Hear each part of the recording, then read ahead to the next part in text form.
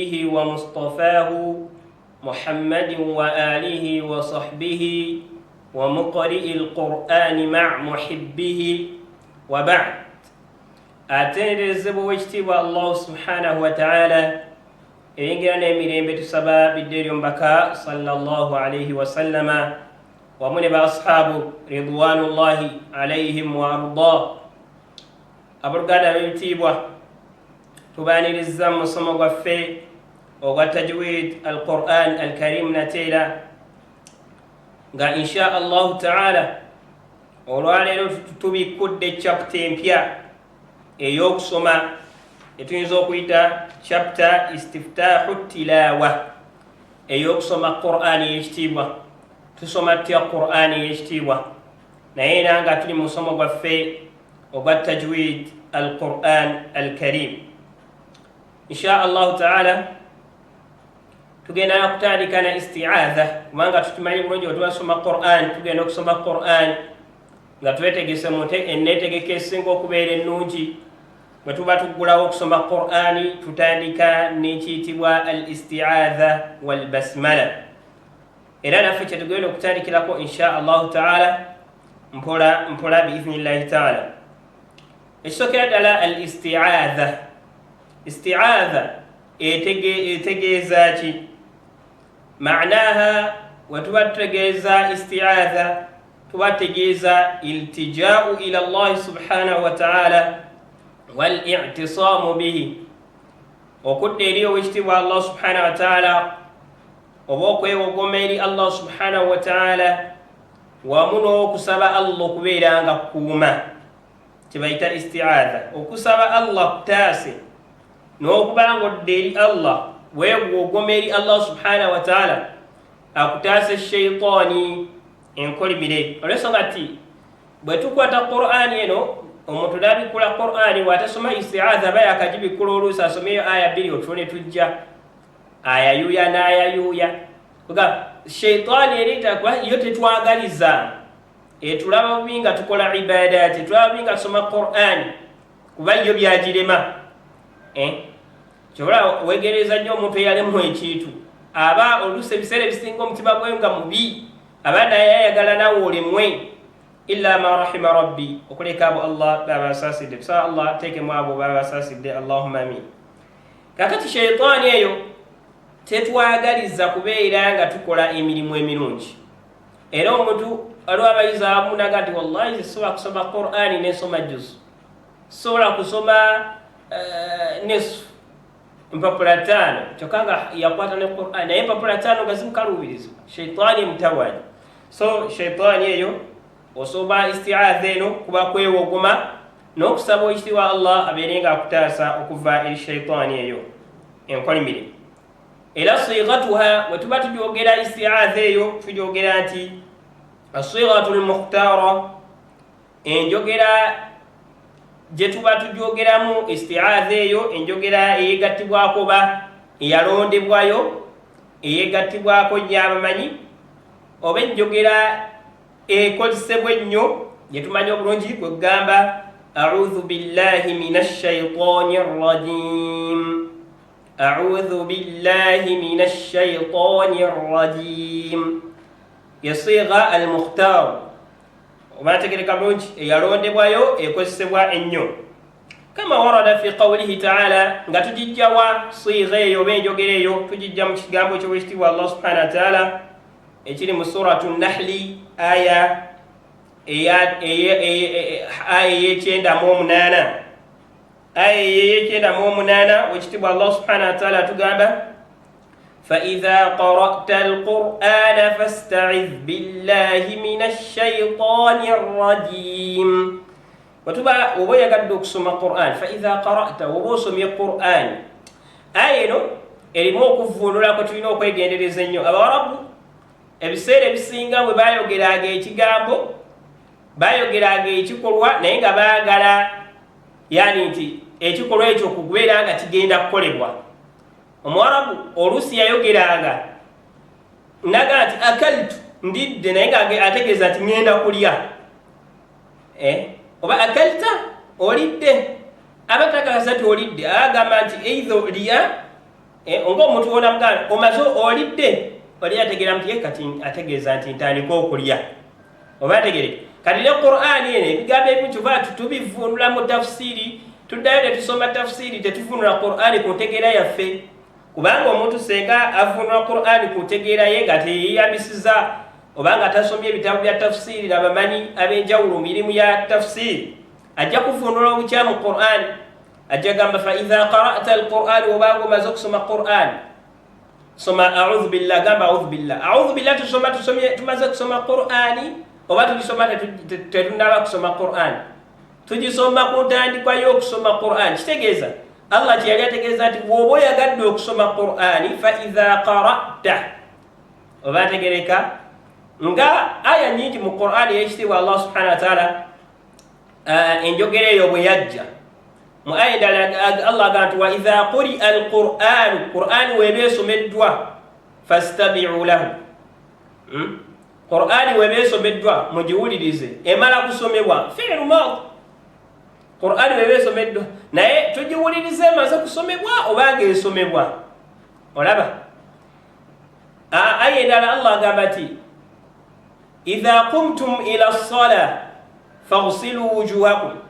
abange mwabakiriza bwe muyimiriza mugenda kuyimiriza w'essala mufune wuzu munabe ebyenyi munabe nga wuzu bwegenda naye Allah yaga bwe muba mumaze okuyimirizaawo woba ovunudde idha qumtum bannaffe omuntu amala kuyimirira mu swala ate nadduka n'afuna wuzu wuzu agifuna ddi nga tannayingira mu swala naye Allah yagamba idha qumtum so Abawarabu yali njogera yaabwe ate Qur'ani yakka okusinziira ku njogera y'Abawarabu kitegeeza nti Abawarabu basobola okukozesa ekikolwa naye nga bategeeza nti kigenda kubeerawo wabula nga tikikoze eki tekiwedde kane aya eno bwete bwetegeeza ti bw'oba ogenda kusoma Qur'ani fasta'idh billahi minash shaitani rrajim soka osabe Allah akutaase okuva eri shaitaani enkolimire wala khilafa fi jawaazi ghairi hadhihi as-sigha tewali njawukana y'abamanyi mu kwawukana kw'enjogera eno amakulu nti abamu bajja ne bajja waliwo enjogera endala abamanyi tebayawukanamu ekyo zonna bazikkiriza oba ategereka enjogera ezo zetwogeramu nga tuleeta isti'adha okusinziira ezaava ku mbaka sallallahu alaihi wasallam nga a'udhu billahi as-sami'il 'alim minash shaitanir rajim nga as-sami'il 'alim minash shaitanir rajim noyogeramu ekigambo sami'i al-alimi nakyo isti'adha eyo ekkirizibwa kubanga hadithi weri akhrajahu Abu Dawuda wa Tirmidhi tegereka bulungi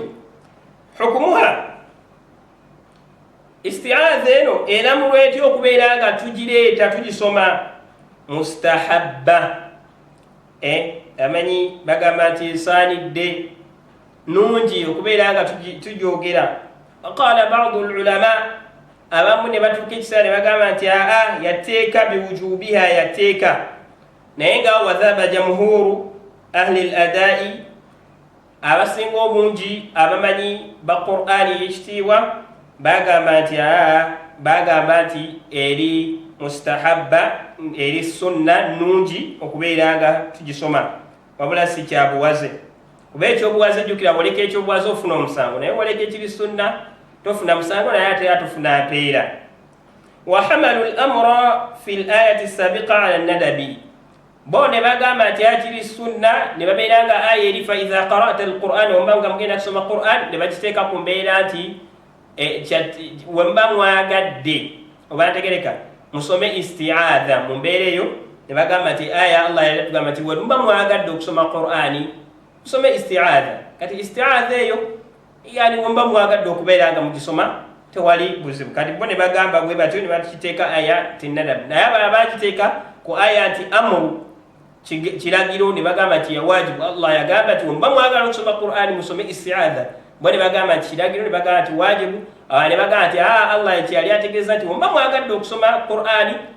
musome isti'adha mubulu yani mukufunamu empeera nadab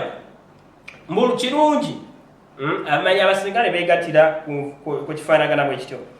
mahalluha tusoma ddi isti'adha qabla shuru'i fi al-qira'a twagambye nga tonnabeera kusoma Qur'ani soka osome ki soka osome isti'adha naam ahwalul isti'adha ahwalul isti'adha newakubadde nga batugamba nti woba oyagadde okusoma Qur'ani soma isti'adha waliwo ebifo ebimu anyway buli woyagadde wonawona okusoma Qur'ani beera nga osoma isti'adha kiri sunna. ahwalul isti'adha embeera zetusomeramu isti'adha ziri bbiri. aljahru waliwo tusoma isti'adha a'udhu billah nga tugisoma mu lwatu n'ogisoma mu lwatu newulikika. ويكون عند افتتاح القراءة في المحافل ومجال التعليم. ekyo kibeerawo bw'osoma diri osoma isti'adha mu lwatu, ekyo kibeerawo senga oba ogenda kuggulawo ensoma ya Qur'an. iftitahu alqiraa ng'ogenda kuggulawo, tuyinza okubeera mu kiraasi nga mu kiraasi eyo tutudde, omusomesa n'ayingira n'agamba nti tugenda kutandika okusoma gundi naye nga tugenda kusoma aya emu kati ono atandise agguddewo ensoma ya Qur'an okusoma okwo yasome isti'adha mu lwatu oba ntegereka oba mu mikolo ng'oba kuyise fil mahafili mu mikolo egy'enjawulo ne bakuyita ku mukolo ne bagaa nti shekhe kuwasa gundi ajje atuggulirewo Qur'ani n'ojja okutuggulirawo omukolo ne aya za Qur'ani omukolo gwonna aya za Qur'an n'ojja ne aya za Qur'ani soka osome isti'adha gisome mu lwatu oba ntegereka bulungi. ate ddi lwensoma isti'adha mu kyama nzikirizibwa okusoma isti'adha era al-israr nga ngisoma mu kyama. قال الإمام العلامة ابن جزري رحمه الله في النشر إمام ابن جزري الله مساسري أقام كتابه كتابه النشر ومن المواضع التي يستحب فيه الإخفاء نبفو ebikirizibwamu okubeera nga tukweka oba nga tusoma isti'adha khafa mukyama ne tusoma mukyama oba ikhfa di inda alqira'ati sirriya senga oba ogenda kusoma ensoma eyo naye ng'ogenda kusoma mukyama ng'osoma mpola mpola tewali akuwulira tewali agenda wulira nsomayo nosoma mukyama awo ne isti'adha gisome mukyama sawa kana alqari mufaradan aw fi majlis ne oba mu bantu bangi oba oli wekka ng'ogenda kusoma mukyama ensomayo isti'adha nayo gireete mukyama ogende mu maaso togisoma mu lwatu ate ng'ogenda kusoma ensoma ya mukyama. embeera ey'okubiri wokkirizibwa Imam Jazari rahimahullah atugambira mukkirizibwa okubeera ng'osoma isti'adha mukyama idha kana khaliyan sawaa qara sirran aw jahran bw'oba wekka yani ne woba ogenda kusoma mu lwatu bw'oba wekka soma isti'adha yo mukyama. osobola okubeera ng'obadde ku mulimu gwo ng'oliyo wekka nosoma isti'adha yo mukyama nosoma Qur'an. osobola okubeera mu luumu yo, osobola okubeera ewantu wonna ng'obadde wekka nosoma isti'adha eyo mukyama then nobeera ng'ogenda mu maaso n'okusoma Qur'an. embeera ey'okusatu idha kana fi ssalah senga obeera mu ssala kikubirizibwa okuleeta isti'adha eyo mukyama oleeta isti'adha eyo mukyama senga oba mu ssala oba ntegereka tuli ku isti'adha a'udhu billahi minash shaitani rajim. embeera endala idha qara'a wasatan jama'atin fi maqra'a walam yakun awwala at-talin senga omuntu oba osomye Qur'an naye ng'ombadde mu group musomedde mu group naye nga si gwe yasoose obadde wa wakati awo isti'adha ogireetera mukyama gwe n'ogenda bugenzi na aya eriddako. ekyokulabirako tusobola okuba nga tubadde mu group nga tusoma al-Fatiha tugambye nti oli atandika okuggulawo asoma isti'adha eyo mu lwatu agisoma nti a'udhu billahi minash shaitani rrajim nayogerezaako bismillahir rahmanir rahim alhamdulillahi rabbil alamin kati onaddako naye nasoma arrahmanir rahim isti'adha yagireeta mukyama oli owokusatu naye era aleeta isti'adha eyo kugamba nga wabanga si yasoose nga tusomera wamu ng'oli wavaako liyaddako aya addako isti'adha ekola ki isti'adha ejja mukyama. ekyo bwe kityo Imam Ibn Jazari rahimahullah bwe yabirembeka embeera ezo embeera ezo nnya mwe tusomera isti'adha mu kyama.